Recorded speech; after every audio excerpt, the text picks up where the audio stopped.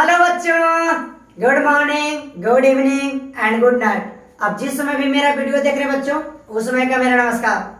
आज हम लोग 10th क्लास का फिजिक्स की शुरुआत कर रहे हैं, जिसमें पहला चैप्टर है प्रकाश का परावर्तन।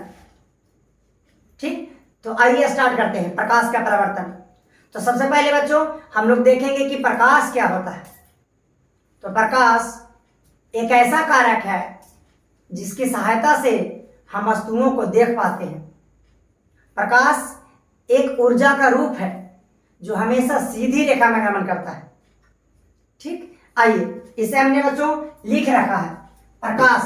प्रकाश वह कारक है जिसकी सहायता से हम वस्तुओं को देख पाते हैं। प्रकाश ऊर्जा का रूप होता है, यह हमेशा सीधी रेखा में गमन करता है। वीडियो को पॉज करके इतना को नोटबुक बना लीजिए। ठीक, अब बच्चों जो हमारा प्रकाश है ना, इसके बगैर हम इस दुनिया की कोई भी वस्तु को देख नहीं सकते। यदि आप रात को 8 बजकर 9 बजकर या 10 बजे आप पढ़ाई कर रहे हैं, सोचिए अचानक यदि बिजली कट जाए, क्या आप पढ़ पाओगे? नहीं पढ़ पाओगे। क्यों? क्योंकि बिजली ही नहीं है ना। तो आप पढ़ किस माध्यम से रहे थे, किसकी सहायता से रहे थे? प्रकाश की सहायता से। हालांकि आप प्रकाश की सहायता से पढ़ नहीं रहे थे, प्रकाश की सहायता से चीजों को आप देख रहे थे। तो प्रकाश वह कारक है जिसकी सहायता से वस्तुओं को हम देखते हैं। ठीक, चलिए तो बच्चों ये आपको अब हम लोग बात कर लेते हैं बच्चों प्रकाश स्रोत। प्रकाश स्रोत क्या होता है? जिन वस्तुओं से प्रकाश निकलता है उसे प्रकाश स्रोत कहा जाता है।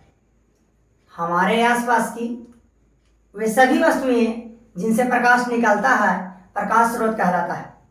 जैसे टॉर्च, मोमबत्ती, बल्ब, सूरज, तारा, ये सभी आपको प्रकाश स्रोत है। क्यों?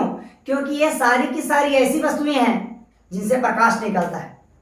ठीक, आइए हम इसे लिख देते हैं। हाँ, तो देखिए बच्चों, प्रकाश स्रोत जिसे इंग्लिश में लाइट सोर्स कहा जाता है, जिस वस्तु से प्रकाश निकलता है उसे प्रकाश स्रोत कहते हैं। जैसे सूरज, तारा, मोमबत्ती, टॉर्च, बल्ब आदि, ये सभी ऐसी वस्तुएं हैं बच्चों जिनसे प्रकाश निकलता है। सूरज, तारा, मोमबत्ती, टॉर्च, बल्ब। इसीलिए चूंकि इन वस्तुओं से प्रकाश निकलता है, इसीलिए इन्हें हम प्रकाश स्रोत कहते हैं। क्या हम मार्कर या पेन को प्रकाश स्रोत कह सकते हैं? बिल्कुल नहीं, क्योंकि इससे प्रकाश नहीं निकलता है। प्रकाश स्रोत उन वस्तुओं को कहा जाता है जिससे प्रकाश निकलता है। ठीक, अब बच्चों प्रकाश स्रोत दो प्रकार के होते हैं। पहला मानव निर्मित प्रकाश स्रोत, दूसरा प्राकृतिक प्रकाश स्रोत। अब आइए हम लोग देख लेते हैं कि मानव निर्मित प्रकाश स्रोत किसे कहते हैं और प्राकृतिक प्रकाश स्रोत किसे कहते हैं। तो बच्चों प्रकाश स्रोत दो प्रकार के होते हैं, मानव निर्मित प्रकाश स्रोत और प्राकृतिक प्रकाश स्रोत। मानव निर्मित प्रकाश स्रोत किसे कहते हैं? वैसा प्रकाश स्रोत जो मानव द्वारा बनाया गया है, जैसे टॉर्च, मोमबत्ती, मरकरी, ये आपको मानव निर्मित प्रकाश स्रोत है। दूसरा प्राकृतिक प्रकाश स्रोत, वैसा प्रकाश स्रोत जो प्रकृति में स्वतः उत्पन्न हुआ है, अर्थात जो मानव द्वारा नहीं बनाया गया है। जैसे सूरज, तारा, जुगनू। अब बताइए, सूरज को क्या मानव द्वारा बनाया गया है? नहीं। टॉर्च को क्या मानव द्वारा बनाया गया है? यस। तारा क्या मानव द्वारा बनाया गया है? नहीं, इस प्रकृति में स्वतः उत्पन्न हुआ है। मोमबत्ती मनुष्य द्वारा बनाया गया है। जुगनू स्वतः उत्पन्न हुआ है। मरकरी मनुष्य द्वारा बनाया गया है। बच्चों हम आसपास देखते हैं कि दो प्रकार के प्रकाश स्रोत हमारे आसपास होते हैं। एक तो वैसा प्रकाश स्रोत जैसे टॉर्च, मोमबत्ती, मरकरी, जिसे मानव द्वारा बनाया गया है, जिसे मनुष्य ने स्वयं निर्माण किया है। इस प्रकार के प्रकाश स्रोत को मानव निर्मित प्रकाश स्रोत कहते हैं। जबकि दूसरी तरफ वैसा प्रकाश स्रोत जिसका अस्तित्व पृथ्वी पर स्वतः हुआ है, जो किसी मानव द्वारा नहीं बनाया गया है। जब से प्रकृति का निर्माण हुआ है तब से उन चीजों की उत्पत्ति हुई है, या प्रकृति के बाद भी यदि उसकी उत्पत्ति हुई है फिर भी वो मानव द्वारा नहीं बनाया गया। जैसे टॉर्च, मोमबत्ती, मरकरी, अब देख सकते हैं कि तीनों के तीनों प्रकाश स्रोत जो है मानव द्वारा बनाया गया है। उसी प्रकार सूर्य, तारा, जुगनू प्रकाश स्रोत है, क्योंकि इन सभी वस्तुओं से प्रकाश निकलता है, लेकिन ये सभी के सभी वस्तुएं मानव द्वारा निर्माण नहीं किया गया। अतः ये प्राकृतिक प्रकाश स्रोत है और ये मानव निर्मित प्रकाश स्रोत है। ठीक, चलिए नेक्स्ट देखिए। अब हम लोग बच्चों प्रदीप्त वस्तुएं और अप्रदीप्त वस्तुओं के बारे में पढ़ लेते हैं। ठीक, आइए सबसे पहले प्रदीप्त वस्तुएं, जो वस्तुएं प्रकाश उत्सर्जित करती है उन्हें प्रदीप्त वस्तु कहा जाता है। जैसे जलता हुआ बल्ब, जलती हुई मोमबत्ती। अप्रदीप्त वस्तुएं, जो वस्तुएं प्रकाश उत्सर्जित नहीं करती है उन्हें अप्रदीप्त वस्तु कहते हैं या अप्रदीप्त वस्तुएं कहलाती है। जैसे कुर्सी, टेबल, पंखा।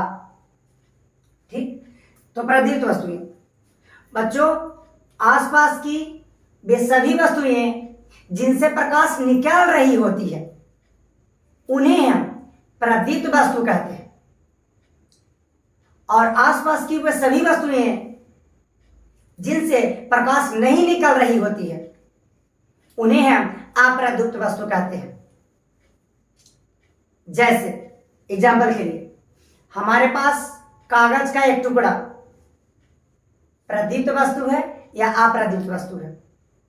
बच्चों जब वो जल रहा होता है तो उससे प्रकाश निकलता है, उस समय उसे हम प्रदीप्त वस्तु ये कहेंगे, परंतु यदि वो नहीं जल रहा है तो उसे हम अप्रदीप्त वस्तु कहते हैं। इसीलिए हमने एग्जाम्पल में लिखा है जलता हुआ बल्ब। ऐसे बल्ब हमारा प्रकाश स्रोत कहलाता है क्योंकि उससे प्रकाश निकलता है, लेकिन जलता हुआ बल्ब प्रदीप्त वस्तुएं कहलाती है। मतलब प्रदीप्त वस्तुएं और प्रकाश स्रोत में क्या अंतर है कि प्रकाश स्रोत उन सारी वस्तुओं को कहते हैं जिनसे प्रकाश निकलता है, भले ही वो जल रहा हो, इस समय प्रकाश निकल रहा हो या नहीं निकल रहा हो। जबकि प्रदीप्त वस्तुएं केवल उन्हीं वस्तुओं को या केवल उन्हीं टाइम उन्हें कहा जाएगा जब तक उनसे प्रकाश निकलता है। यदि बातों को समझ रहे बच्चों तो वीडियो को लाइक, शेयर एंड कमेंट जरूर करें। ठीक, तो देखिए जलता हुआ बल्ब जल रहा है तब उससे प्रकाश निकल रही है तो उस समय वह प्रदीप्त वस्तुएं कहलाएगी। जलती हुई मोमबत्ती वैसे तो प्रकाश स्रोत है, नहीं जलेगा तब, लेकिन जल रहा है तो उससे प्रकाश निकल रहा है तो उसे हम प्रदीप्त वस्तुएं कहते हैं। उसी प्रकार जो वस्तुएं प्रकाश उत्सर्जित नहीं करती है उसे प्रदीप्त वस्तु। जैसे कुर्सी, यदि अब कुर्सी जल रहा है तो प्रदीप्त वस्तु, लेकिन नहीं जल रहा है तो हो गया अप्रदीप्त वस्तुएं। टेबल, पंखा ये सब है अप्रदीप्त वस्तुएं। ठीक, चलिए नेक्स्ट देखिए अब हम लोग बात करेंगे बच्चों प्रकीर्णन। हम लोगों ने पढ़ा कि प्रकाश ऊर्जा का एक रूप होता है। तो बच्चों प्रकाश जब छोटे छोटे कणों पर पड़ता है ना, तो प्रकाश जो छोटा छोटा कण होता है जिसमें प्रकाश पड़ता है तो वे कण प्रकाश की ऊर्जा को सर्वप्रथम अवशोषित कर लेते हैं। उसके बाद उस प्रकाश को चारों ओर फैला देते हैं। इस घटना को ही हम प्रकीर्णन कहते हैं। मतलब प्रकीर्णन एक प्रकार की घटना है। कैसी घटना है? एक ऐसी घटना है कि जब प्रकाश छोटे छोटे कणों पर पड़ता है, जैसे देखिए हमारा ये छोटा छोटा कण है, हम एक कण की बात कर लेते हैं। ये देखिए ये छोटा कण है, तो जैसे ही प्रकाश ये छोटा कण पे पड़ता है ना, तो प्रकाश ये छोटा कण क्या करता है, प्रकाश की ऊर्जा को, ये सब देखिए प्रकाश इसमें पड़ रहा है, तो प्रकाश की ऊर्जा को पहले ये जो कण है छोटा सा, वो सभी ऊर्जा को अवशोषित कर लेता है, एब्जॉर्ब कर लेता है। उसके बाद ये जो छोटा कण है प्रकाश को फिर फैला देता है इस तरह से। इस घटना को ही हम प्रकीर्णन कहते हैं। देखिए यहां लिख दिए थे, प्रकाश जब सूक्ष्म कणों पर पड़ता है तो वे कण उन पर पड़ने वाली प्रकाश की कुछ ऊर्जा अवशोषित कर फिर उसे चारों ओर फैला देती है। इस घटना को हम प्रकीर्णन कहते हैं। बच्चों वीडियो को पॉज कीजिए और इसे नोटबुक बना लीजिए। ठीक, समझे। तो प्रकीर्णन क्या होता है कि प्रकाश जब छोटे छोटे कणों पर पड़ता है तो छोटे छोटे कण क्या करते हैं, छोटे छोटे कण क्या करते हैं, प्रकाश की कुछ ऊर्जा को अवशोषित करते हैं। और हम लोग जानते हैं कि प्रकाश ऊर्जा का ही रूप है। तो ये सभी प्रकाश की किरणें आ रही है, मतलब ऊर्जा आ रही है। तो ये प्रकाश की जो ऊर्जा आ रही है ना, इस ऊर्जा के इस जो छोटा कण है ना, पहले अवशोषित कर लेता है, ऑब्जॉर्व कर लेता है, फिर उसके बाद फैला देता है।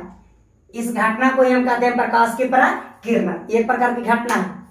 इसका क्या लाभ है? इसका यही लाभ है बच्चों कि दिन में हम उन सभी वस्तुओं को देख पाते हैं जिसका प्रकाश सीधे उस वस्तु पर नहीं पड़ पाता है।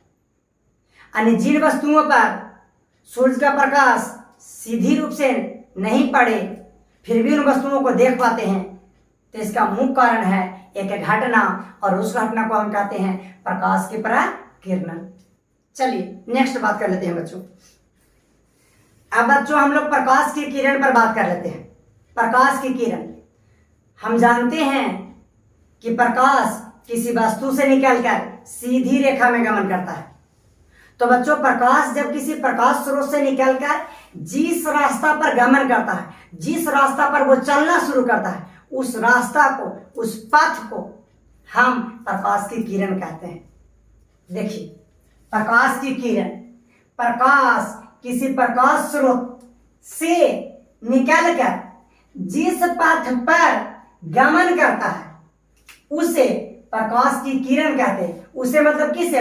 उस पथ को प्रकाश की किरण कहते हैं। बच्चों इसे हम थोड़ा संशोधित कर देते हैं, उस पथ को लिख देते हैं। उस पथ को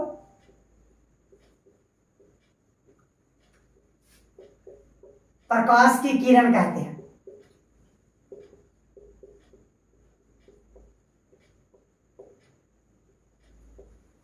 समझे? प्रकाश किसी प्रकाश स्रोत से निकलकर जिस पथ पर गमन करता है उस पथ को, उस रास्ता को प्रकाश की किरण कहते हैं। जैसे देखिए हमारे पास एक प्रकाश स्रोत है। प्रकाश स्रोत एक ऐसी वस्तु होती है जिससे प्रकाश निकलता है। देखिए हमारे पास एक कोई प्रकाश स्रोत है। अब इससे प्रकाश बच्चों यहां से निकला है और ऐसे चला, तो इस रास्ता को, इस पथ को, जो पथ देख रहे हैं ना, इस पथ को ही बच्चों हम प्रकाश की किरण कहते हैं। एक और प्रकाश देख लीजिए, यहां से निकल के ऐसे गया है। तो प्रकाश किसी वस्तु, किसी प्रकाश स्रोत से निकल के, प्रकाश स्रोत हुआ हमारा बल्ब, तो इससे प्रकाश निकला और जिस पथ पे चला, देखिए इस पथ पे, इस रास्ता पे जा रहा है, तो इस रास्ता को, इस पथ को ही हम प्रकाश की किरण कहते हैं। यस, चलिए नेक्स्ट देख लीजिए। अब हम लोग बात कर लेते हैं बच्चों किरण पुंज को। तो किरणों के समूह को किरण पुंज कहते हैं। बच्चों कोई भी प्रकाश स्रोत से एक दो किरण तो निकलते नहीं है, अनंत किरणें निकलती हैं और वे सभी एक दूसरे के साथ में जाती है। और जैसे जैसे प्रकाश स्रोत से निकलकर जाती है वैसे वैसे एक दूसरे से फैलते हुए दूर चली जाती है। कहीं कहीं ऐसा भी देखा गया है कि प्रकाश की सभी किरणें एक बिंदु पर आकर मिल रही है। तो प्रकाश के किरणों का समूह को ही हम किरण पुंज कहते हैं। देखिए किरण पुंज बच्चों हमारा 3 प्रकार का होता है। आपसारी किरण पुंज, समांतर किरण पुंज और अभिसारी किरण पुंज। किरण पुंज प्रकाश की किरणों के समूह को हम किरण पुंज कहते हैं। देख लीजिए प्रकाश की 1 2 3 किरण, यानी किरणों का एक समूह है किरण पुंज। 1 2 3 4 किरण, किरणों का एक समूह हुआ। फिजिक्स में समूह होने के लिए कम से कम 2 या 2 से ज्यादा किरणें होनी चाहिए। तो किरणों का समूह है, किरणों का समूह है, तो हमारे पास किरण पुंज हो गया। किरण पुंज 3 प्रकार के, आपसारी, समांतर, अभिसारी। अब देखिए इसको सबसे पहले वीडियो को पॉज कीजिए और इसको नोट बना लीजिए। बना लिए? हाँ, तो प्रकाश की किरणों का समूह को हम किरण पुंज कहते हैं। देख लीजिए, मान लेते हैं बच्चों कि हमारे पास एक बल्ब है। मान लेते हैं कि हमारे पास बल्ब है, खराब ड्राइंग के लिए क्षमा चाहेंगे।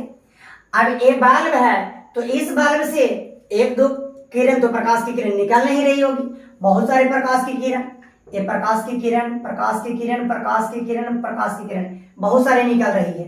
तो बच्चों ये सब जो प्रकाश की किरणें हैं ना, इन किरणों का समूह आप देख रहे हैं कि 1 2 3 4 5 किरण को हमने दिखा, तो इन किरणों का समूह को ही हम किरण पुंज कहते हैं।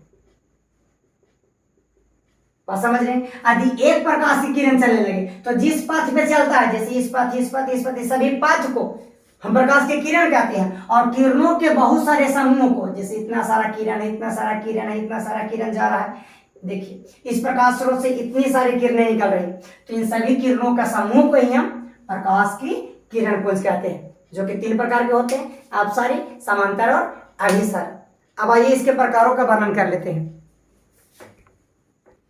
देखिए बच्चों, अपसारी किरण पुंज, जिस किरण पुंज की सभी किरणें एक बिंदु स्रोत से निकलकर फैलती चली जाती है, उसे हम अपसारी किरण पुंज कहते हैं। जैसे देखिए, ये हमारे पास कोई बिंदु स्रोत है। बिंदु स्रोत का मतलब बल्ब, मरकरी, इस तरह से कोई चीज है, तो इससे प्रकाश की किरणें देखिए निकल रही है, निकल के फैल रही है। शुरू में उनके बीच का डिस्टेंस देखिए बहुत कम है, फिर ज्यादा हो गया, फिर ज्यादा हो गया, फिर ज्यादा, इसका मतलब एक दूसरे से दूर जा रही है, फैल रही है। तो इस प्रकार की किरण पुंज को अभिसारी किरण पुंज कहते हैं। इसमें प्रकाश की किरण एक बिंदु से निकलेगा और फैलता फैलता आगे चला जाएगा। अभिसारी किरण पुंज, जिस किरण पुंज की सभी किरणें एक बिंदु पर आकर मिलती है, उसे अभिसारी किरण पुंज कहते हैं। एक ऐसा किरण पुंज बच्चों जिसमें प्रकाश की सभी किरणें अलग अलग जगह पर से आकर एक बिंदु स्रोत पर मिलती है। देखिए, प्रकाश की किरण इधर से आ रही है, देखिए ये आ रही है, ये आ रही है, और तीनों प्रकाश की किरण देखिए एक बिंदु स्रोत पर आकर मिल गई है, तो उसे कहते हैं अभिसारी किरण पुंज। आप लोग क्या देखते हैं बच्चों, अगर आपके पास टॉर्च है या मोबाइल है, तो रात में आप बिजली के बल्ब को बंद करके टॉर्च या मोबाइल को जलाइएगा। उसके बाद टॉर्च या मोबाइल का जो जहां से प्रकाश निकलता है वहां पर आप अंगुली को रखकर देखिएगा, देखेंगे कि पूरे घर में अंधेरा सा छा गया है। ऐसा क्यों? ऐसा इसलिए बच्चों, क्योंकि जिस स्थान से प्रकाश निकल रहा है उसके पूरे स्थान को आपके हाथ या उंगली ने कवर कर लिया है।